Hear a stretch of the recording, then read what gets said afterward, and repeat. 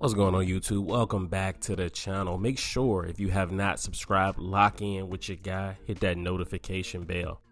Today we have the Adidas Yeezy 700 in the static colorway. I dropped a short on these particular shoes, I guess probably about 2 weeks ago or so.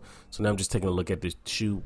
You know, this is one that's already dropped before, so I'm sure there are a ton of reviews on YouTube, but I'll go ahead and look at it just in a little bit more depth. So we'll start off by looking at the sides. We have those white fill-ins, and then we have that chunky bottom, which we know about from the Yeezy 700.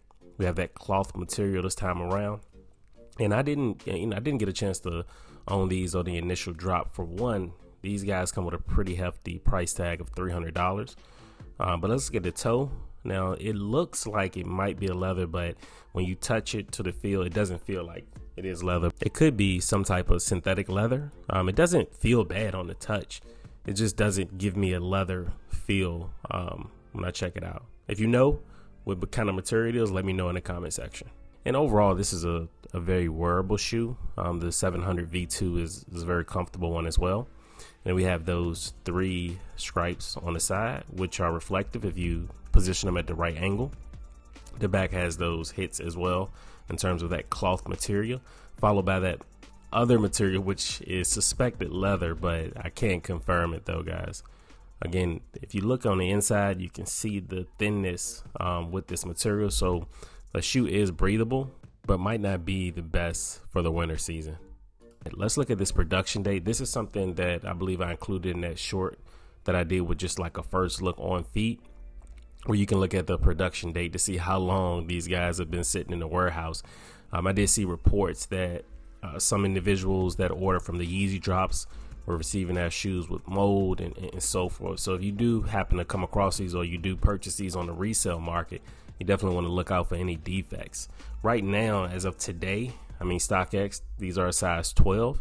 I do recommend going up half a size on, your 700 V2s, but the lowest axe is $270 for these particular shoes, which is below that retail price of $300. So if you really want to scoop these up and you don't mind dropping some coin, then right now wouldn't be a bad time to go ahead and pick them up.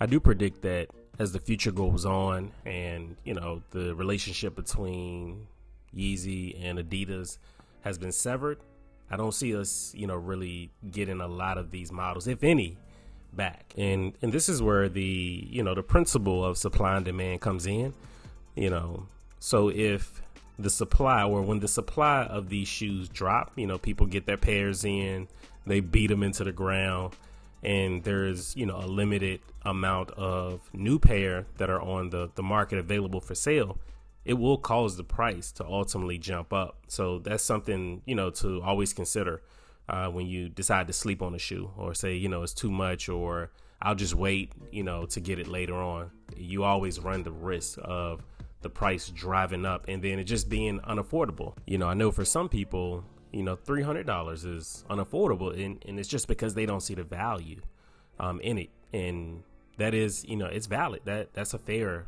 perspective, on shoes in terms of how much they cost and, what the value actually is of them. But I'll get off that rant. Hey, I thank you everybody for stopping through, coming to check out the video, looking at the Yeezys in a little bit more detail. Let me get your thoughts on what you think the future holds. Do you think that, Yeezy is going to go out on his own in terms, his own production and start developing maybe something brand new? Are you over the Yeezy era and looking forward to, maybe what Jordan Brand Nike is doing, Adidas, Asics, and other brands? All right, YouTube, to the next video.